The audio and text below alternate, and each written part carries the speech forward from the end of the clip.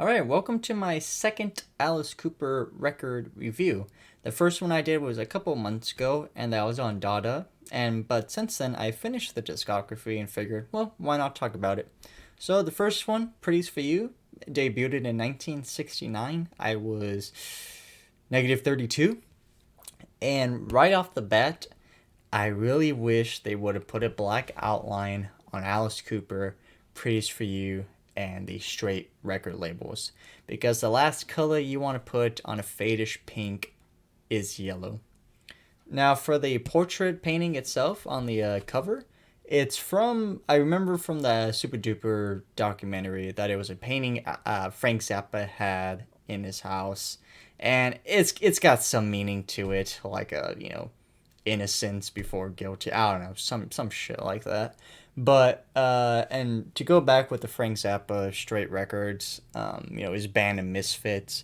Of course, we all know the story of Frank being there. Then Alice Cooper band is playing. Everybody leaves in 10 minutes, and then he looks around, sees nobody's there, and he goes, "This group's gonna be a hit." And 2 years later, right, with "Love It to Death." On the backside is the band, and late 60s, right, folks?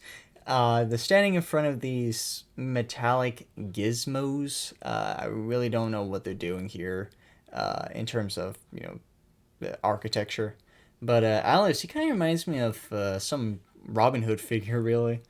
But to go back with the portrait, it's kind of cool. But I think, especially, 1969 or even now, if you didn't know anything about this, and if you saw it with a bunch of other records, it's really not screaming to buy me, right? At least that's my opinion. And then on the inside, oops, is the Alice Cooper band. And on top is side A, side B, and all the tracks and how long they run for. And obviously, when this album came out, it made absolutely no noise.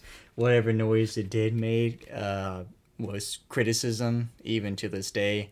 One review at the time, I remember hearing somebody said that it was a waste of cardboard. And even now in 2021, I think it's warmed up a little bit, but practically every Alice Cooper album ranking, this is always dead last. But I do know that there are a couple people that really enjoy it. And for me, I think if you're going into this expecting $1 billion babies, like, planes don't, just based off of the cover, planes don't go into thinking that, because it's really not. If you like psychedelic, melodic Beatles, maybe even some Mother to it, and distortion, especially one song, right? I think you might enjoy it. I know I did. I still enjoyed this album. I was actually quite surprised because, of course, you see all the reviews, just dog shit, dog shit, dog shit. But then when I actually took a step back, and then I bought the album, and then I listened to it and jotted down my notes here. I'm like, you know something? There's really something to this. But of course, like I said, this gets overlooked. Pretty much a successor after Easy Action, and then everybody just jumps over to Love It to Death and their hit single "I'm 18." But you can thank Bob Ezrin for that, right? So without further ado, I hope this really isn't that rough looking. I wrote down quite a few notes for each track, so if you keep seeing me look down, please understand why. So with the first one, Titanic Overture, uh, it's pretty short, right? It's like a minute or two at most. But I really love the heavy organs and the instruments. Just got this doom and gloom feel to it.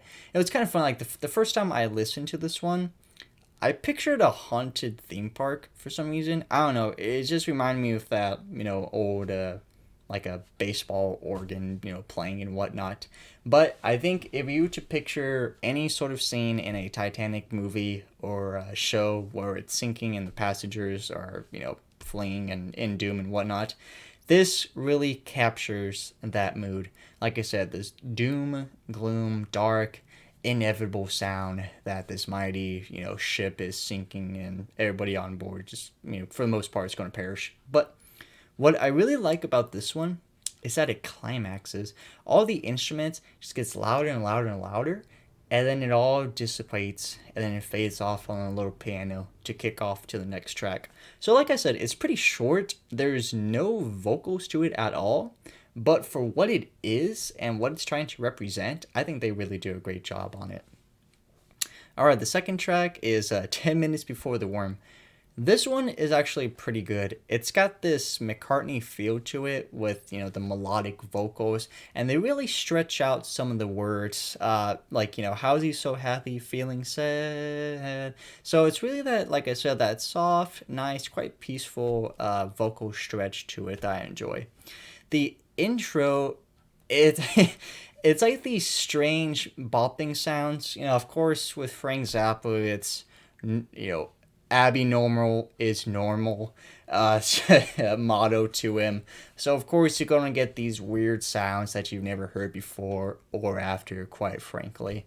But like I said, just the boppy sounds and then the grindings of the chords and the drums, which it really does. It gives it its own flavor, and I really dig that.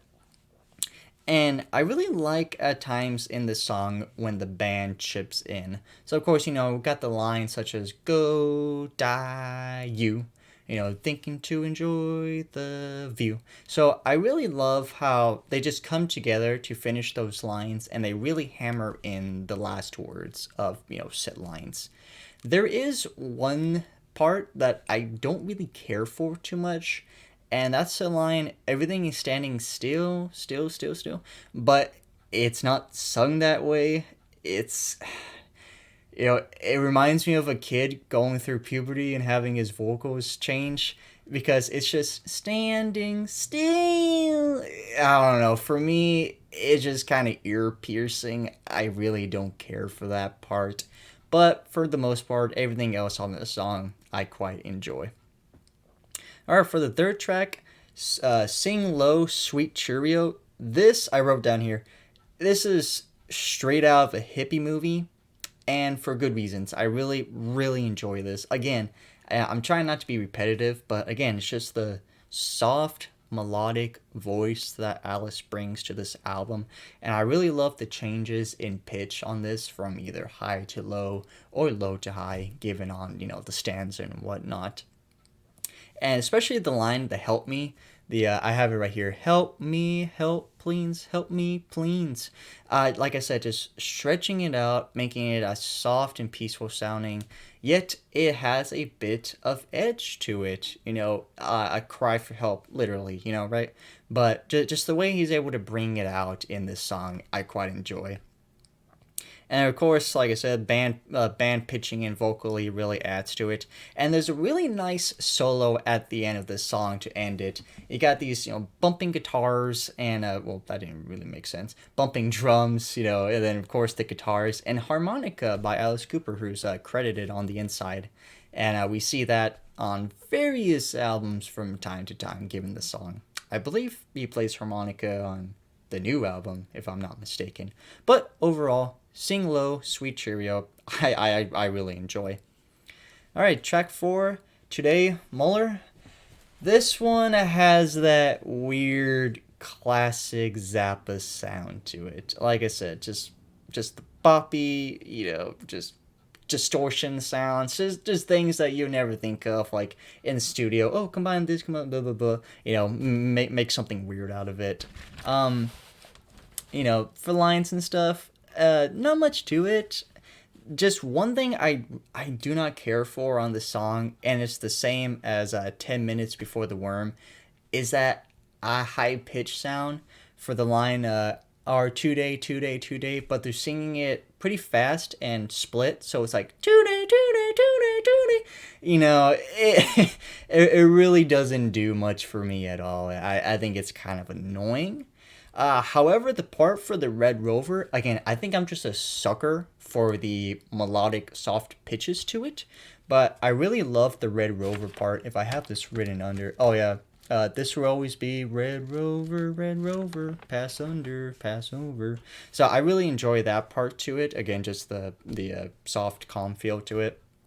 And then towards the end, it's got this wipe sound to it, just between each word that's being said towards the end. Again, that's really all I can describe. It's just this sheet wiping through it each time a word said towards the end to close out the track.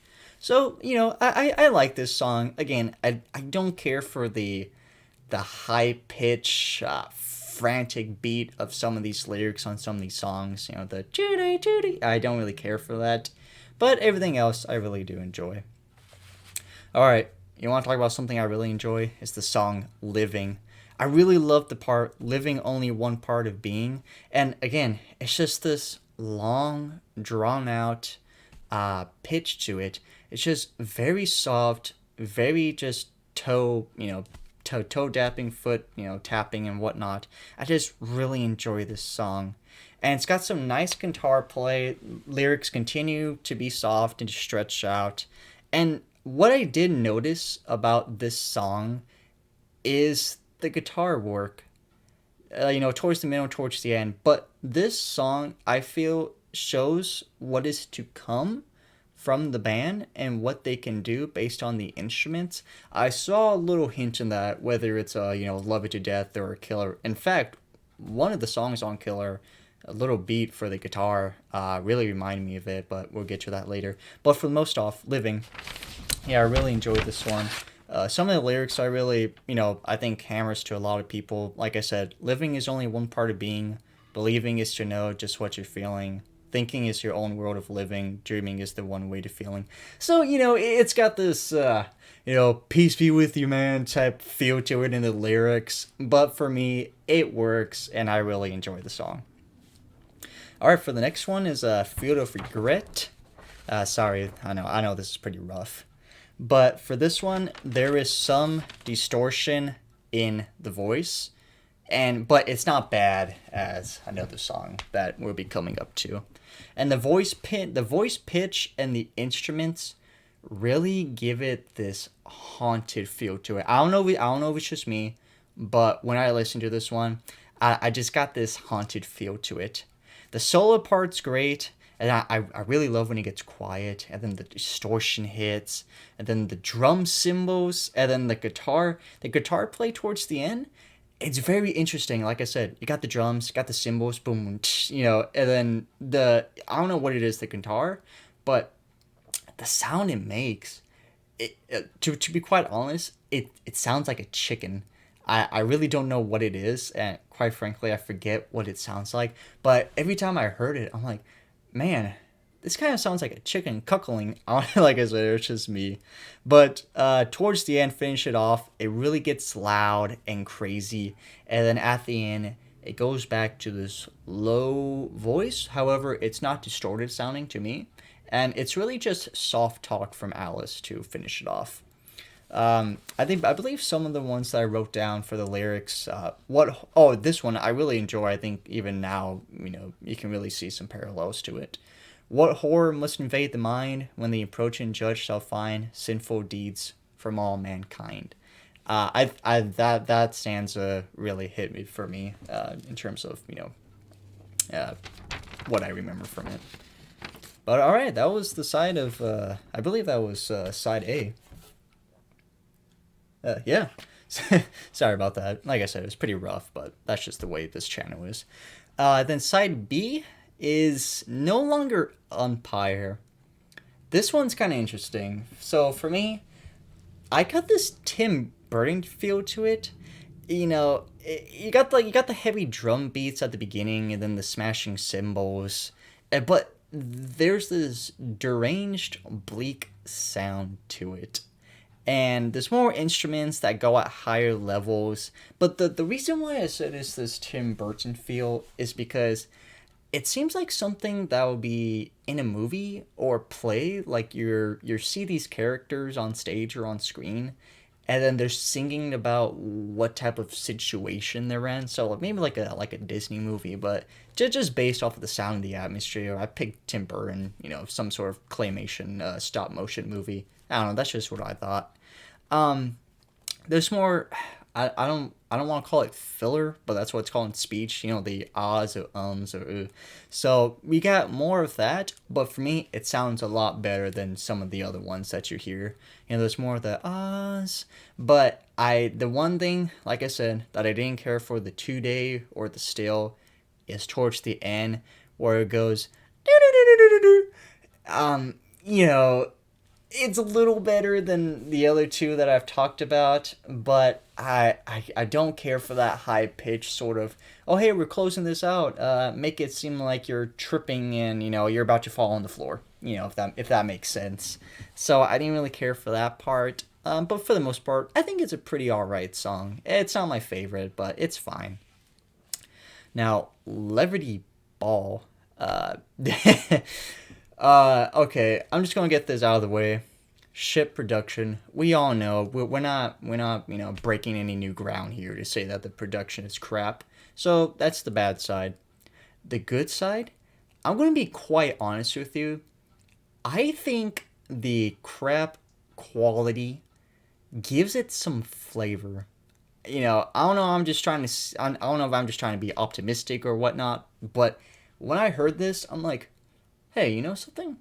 I think this kind of works, and it does for the most part. Towards the end, when Alice, when your quality and your distortion is very high, especially with a song like this because it's sung live, and Frank Zappa's got his, probably well, not even $5, probably like $1, tape recorder playing it. Okay, sounds good.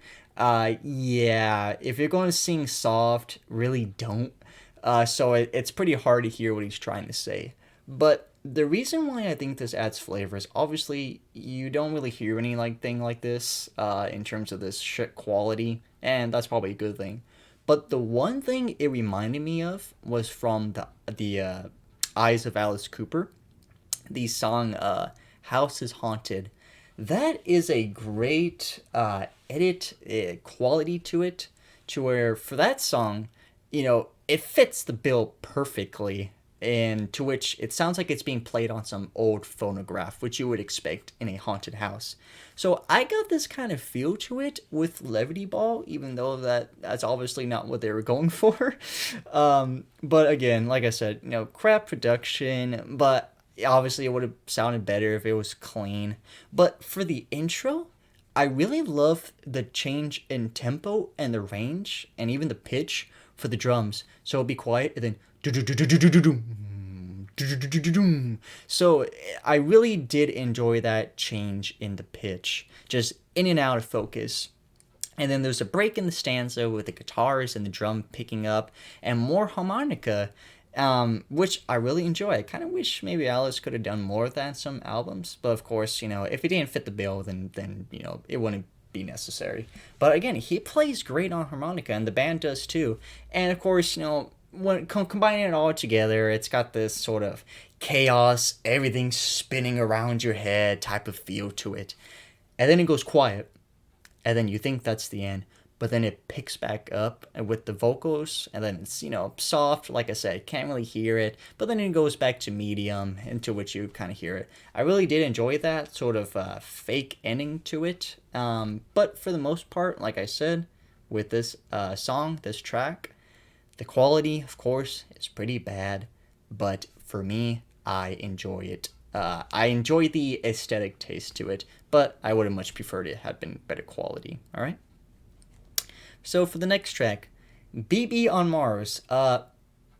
Blink and you miss it, right? This is the shortest notes that I've wrote on a track for this one. There just really isn't much to it, in my opinion. There's fast guitar play. It sounds better than Levity Ball. More Beatles tempo, melodic, sort of fast pace to it. If I believe I'm remembering correctly, it's got this fast feel to it. But like I said, there's just not much to it besides some instruments that play kind of heavy and whatnot, pretty fast. But for the most part, it's all right. The next song, Reflected. Hey, did you know that this is a proto for Elected? Yeah, we're not breaking any new ground here, folks. But as itself, it works. Obviously, it works. But it is a great song, in my opinion. I really enjoy the intro. I'm saying this a lot, right, with these songs. But the drums, it reminds me of a marching band. I don't know, I just really enjoyed that part. And of course, you got the obvious, futurist elected sound to it in both the vocal pitch, the vocal range, everything, the rhythm and whatnot. But you got this raw, distorting guitar plays, which I really enjoyed. It got this soft, fun melodic singing to it. Really, really is a toe tapper. And I really love the back and forth between Alice and the band on the reflected line. So, you will be reflected, you will be, so they just like feed off one of another. And I really did enjoy that. But if you remember earlier, I said, oh, there's a little guitar piece that sounds like it's a song from Killer. That's Halo of Flies. I got that guitar feel just a little bit, just boom, boom, boom, boom, boom, boom, boom. I don't. I probably just butcher that, but if you go back and listen to it, reflect it, and hear the little guitar parts, it reminds me of from Halo of Flies when Alice starts to sing, on the edge of China, right? If I remember correctly, but that the before that, just that guitar part. Dun, dun, dun, dun, dun, dun, dun, dun. But like I said, that's just me, and I thought that was kind of a cool thing to write down. But for Reflected, it is a great song in my opinion. All right, the next track, Apple Bush. Now, for me, probably like the second or third time I listened, I'm like, I kind of pictured this on some jukebox and some 60s diner. It's got that feel to it. Again, rockin' Beatles sound and voice. The filler, I don't really know what to call it, but the oohs, that is much crisper, much smoother than before. Definitely some of the ones on side A. And it's got a catchy chorus, like I said, nice toe tapper. And it's kind of funny. For this song, I got the band the Turtles. I got that vibe to it based off of this song, so I wrote that down as well.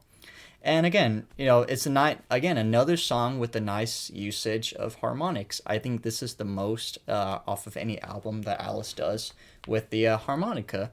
But Apple Bush, I enjoy the song. For the next track, Earwigs to Eternity, the production is not as crisp, and if I'm gonna be quite honest, when this song comes up, I'm just waiting for the next track to hit. That's kind of how I feel about this one. But I think for me, I hate saying this, but I'm kind of glad it's a short song, and maybe there's a point to that. But like, we're back to this. We're back to this weird psychedelic sounds and beeps and bops, and I think in the intro, I think I hear chimes, and again, we're back to that high pitched vocal range on some of the lines, like all of the time. Who's there? Who's there? Who's there? It's just again, I don't really give two shits about those type of high pitch, squealing type sounds to some of these lines on the album. But again, if you dig it, all to you, right? It's all about what we hear, right? So Earwigs to Eternity, it's okay. It might be my least favorite, but it's all right for what it is. So for the last track, Changing Arranging. Oh, I think we're having an earthquake. Sorry. Any case, Changing Arranging. If you want to talk about a lost classic, in my opinion, this is Changing Arranging. If I was to make a playlist, I would definitely have this track on here. It's got a great intro with the cymbals and drums. The tsh, dong, tsh, dong. I really dug that feel to it. And again, more I hate repeating myself, but again, more soft melodic voice to this song, and we really got the nice background for the ahs. Again, doing a much better job as the first as the side A. And for the song Changing Arranging, again, I can see this in a 60s show. And for the end, I really enjoy that raw guitar playing. And I believe there's some vocals, a little more filler words. Again, if you know the technical term, you can let me know. But I do like how this finishes off. And again, Changing Arranging, it's just a great song, just of course that Beatles feel to it, but I can definitely see myself driving to this or strolling around, just that type of feel good song in my opinion that I really do love on this. So, if you stuck through, thank you so much. For Alice Cooper's Pretties for You. It is, in my opinion, it is not a terrible album. I think this is a good album. For what it is a good album. And a lot of the songs I really enjoy. So for that, thank you so much for watching. For easy action, again, I don't have a schedule because I will butcher it. School is a pain in the ass, but expect easy action in a week or two. But for the most part, thank you so much for watching if you made it through. And I'll see you guys until for easy action, all right? Thank you so much for watching. Take care.